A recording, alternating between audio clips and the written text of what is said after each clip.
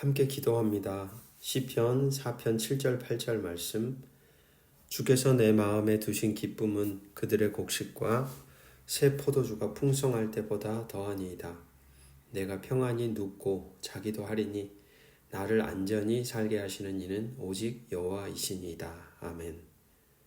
당신의 충만함을 오늘도 우리의 존재 안에 부어주옵소서.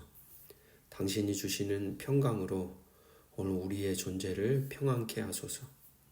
단 한순간도 내 마음과 뜻과 의지대로 만들어지지 않는 인생임을 매 순간 깨닫습니다. 주여 우리를 긍휼히 여기시고 당신의 은총에 기대어 오늘도 살게 하옵소서. 주 예수 그리스도 이름으로 간절히 기도드립니다. 아멘. 오늘 함께 나눌 기록된 하나님 말씀은 신명기 27장 1절에서 26절입니다.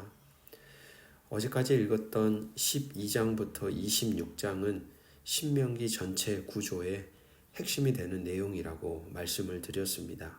일명 신명기 법전이죠.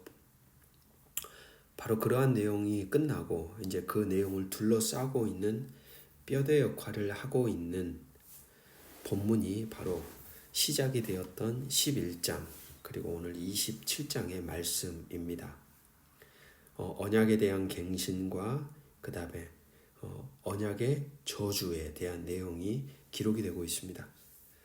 이 두 장 모두 에발산에서 일어났던 의식에 대해 이야기하고 있고 두 장 모두 언약적 선택과 선택에 따른 헌신에 대해서 강조하고 있는 내용을 다룹니다. 하나님과의 언약적 관계는 그냥 계속 이어지는 게 아니겠죠.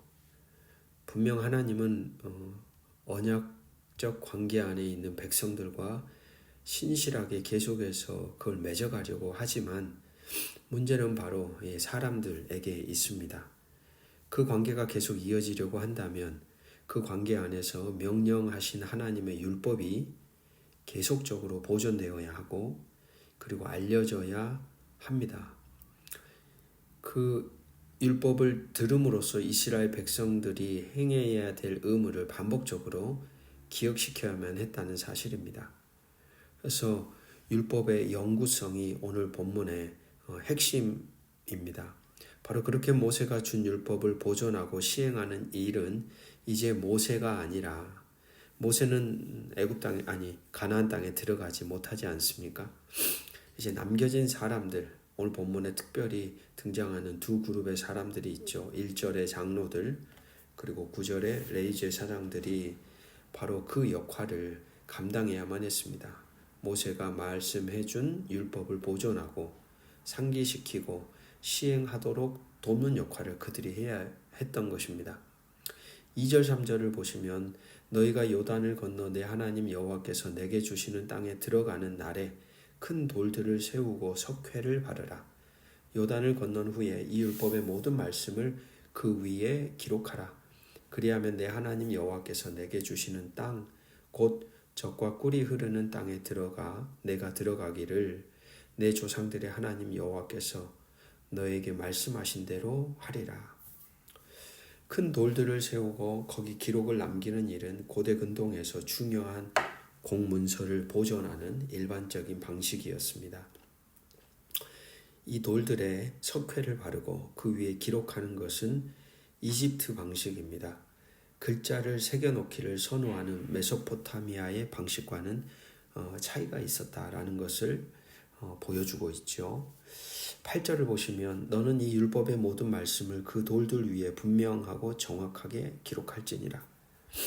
첫 번째 율법이 영구적으로 전달되어야 한다는 게 핵심이라면 두 번째는 율법의 명확성, 명료성입니다.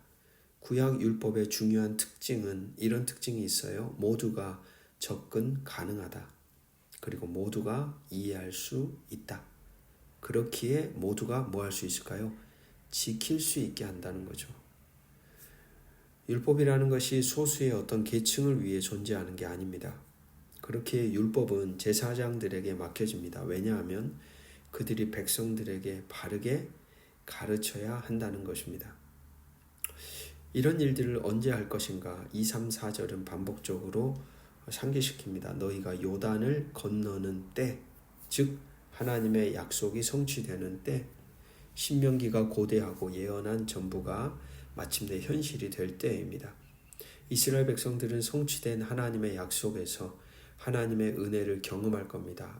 하나님이 우리를 약속하신 땅에 보내주셨구나, 허락하셨구나. 그리고 나서 율법과 그에 대한 헌신을 기념비적으로 표현할 것입니다. 생각해 보십시오. 이러한 돌들이 세워지는 땅이 말하는 것은 무엇일까요? 결국 그런 거 아닐까요? 하나님은 언약에 충실하신 분, 하나님은 신실하신 분. 바로 그 땅에 세워진 돌들이 그걸 증언하고 있는 것이죠. 그리고 나서 이런 모든 행위들이 5절, 7절이라는 예배, 그 당시에 제사 안에 자리합니다. 구체적으로 명시하고 있는 두 가지 제사 중에 번제와 화목제가 등장하는데, 번제는 하나님께 드리는 온전한 제사, 즉 수직적인 제사 형태라고 한다면, 화목제는 희생 제물의 고기 중 가장 큰 몫이 예배자에게 돌아가는 가장 수평적인 제사이죠. 하나님을 향한 관계, 그리고 사람들과의 관계를 상징하는 이 두 제사가 그 자리에 들어감으로써 수직적인 하나님 사랑, 그리고 수평적인 이웃 사랑이 들어가는, 그 땅에서 언약을 갱신하는 제사로 세워지도록 만듭니다.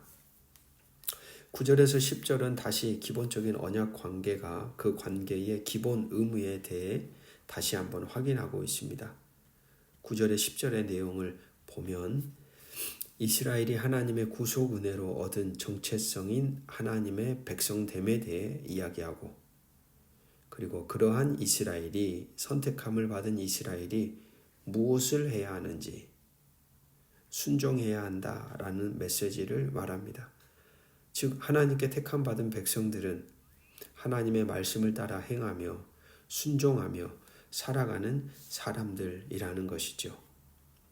11절부터 13절은 에발산과 그리심산, 세겜에서 가장 가까운 골짜기의 북쪽과 남쪽에 위치한 산들입니다. 세겜이라는 장소는 매우 이른 시기에 이스라엘의 신앙의 역사와 연관된 지명입니다. 각각 저주와 축복으로 규정된 두 산은 이스라엘 백성들이 그 골짜기를 지날 때마다 그들이 날마다 직면하게 되는 선택, 즉 충성과 순종 아니면 불충성과 불순종이라고 하는 그 선택과 그 선택으로 인하여 일어나게 되는 심각한 결과들을 다시 상기했을 것입니다. 오늘 본문은 단 한 번의 사건으로 기록되지만 이러한 한 번의 역사적 사건이 지속적으로 이스라엘의 예배 전례에 영향을 미친 흔적들이 나타납니다. 시편에 보면 저주 기도와 이에 답하는 아멘이라는 내용의 형식이 역시 반영되고 있다는 것이죠. 14절에서 26절에 언급되고 있는 저주 목록은 내일 읽어갈 28장의 저주 목록과는 구분됩니다. 오늘 본문에서 저주의 대상이 되는 구체적인 행동을 제시할 뿐 그 저주가 어떤 것인지는 명확하게 말하지 않는다라는 거죠. 반면에 28장의 저주는 내용을 자세하게 열거합니다. 27장이 말하는 12개의 저주는 이런 특징이 있습니다. 주로 잘 드러나지 않는 범죄, 즉 은밀하며 성격상 이 같은 범죄로 공개 법정에 회부되어 재판과 판결까지 갈 만한 법이 아니라는 거죠. 갈 법이 없다는 사실입니다. 그러니까 이런 저주의 목적이 뭘까요? 그런 맥락에서 일상 속에 은밀하게 일어나는 모든 일들조차도 하나님은 아신다, 하나님이 보고 계신다 라는 걸 백성들에게 상기시킵니다. 사람들에게 드러나지 않았다고 하여 좋아할 게 아니라 그렇게 피하였다고 하여 하나님을 피할 수는 없다는 말이죠. 보십시오. 모든 선언 뒤에 오늘 저주의 내용을 보면 모든 백성들이 함께 이렇게 고백해야 합니다. 모든 백성은 아멘 할지니라. 이러한 거듭되는 반복적인 요구는 모든 악행자들이 자신의 저주를 선언하는 의무를 지게 하였습니다. 드러나지 않는 죄가 없다. 그렇게 우리의 존재를 잘 지켜가라 라는 것이죠. 그리고 첫 번째 저주 내용이 십계명의 첫째, 둘째 계명과 연결되어 출발하고 결국 마지막에는 이스라엘의 일상생활, 사회생활에서 일어나는 일들에 대한 저주로 끝납니다. 즉 하나님을 바로 알고 바로 만나고 바로 이해하고 그 관계 안에 살아가게 되면 그 사람들이 살아가는 일상과 삶의 자리도 역시 정의롭고 따뜻한 세상이 된다는 것을 말하는 것처럼 들립니다. 하나님을 믿고 그분의 백성이 된다는 것은 여러분 추상적인 신념이 아닙니다. 믿는 대상이신 하나님이 우리 즉 당신의 백성을 창조해가고 만들어가고 변화시켜갑니다. 그렇게 우리는 존재가 변하지 않을 수 없고 그런 우리가 발딛고 살아가는 개인의 인생과 가정과 직장과 삶의 자리 또한 변하지 않을 수가 없습니다.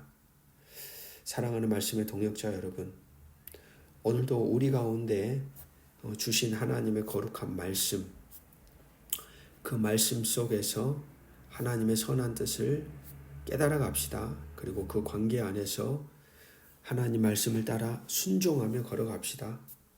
때때로 걸어가다 보면 우리 안에 갈등이 일어날 겁니다. 순종과 불순종의 자리에서 우리는 고민하게 될 겁니다. 그러나 우리의 순종함을 통하여 우리가 발딛고 살아가는 그 삶의 자리가 젖과 꿀이 흐르는 땅으로 하나님이 만들어 가시며 우리 존재를 또한 변화시켜 가심을 신뢰하며 오늘도 우리에게 주어진 이 하루를 복된 자로 걸어가시기를 주님의 이름으로 축복합니다. 기도하겠습니다. 아버지 하나님, 당신을 바로 알기를 원합니다. 오늘 우리가 당신과의 언약적 관계 안에 서 있음을 깨닫습니다.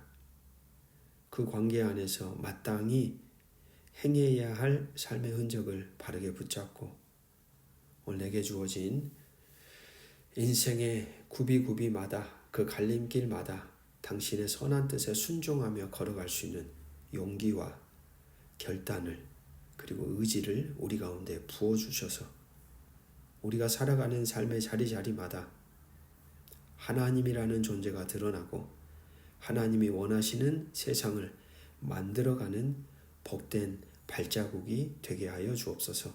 주 예수 그리스도 이름으로 기도합니다. 아멘.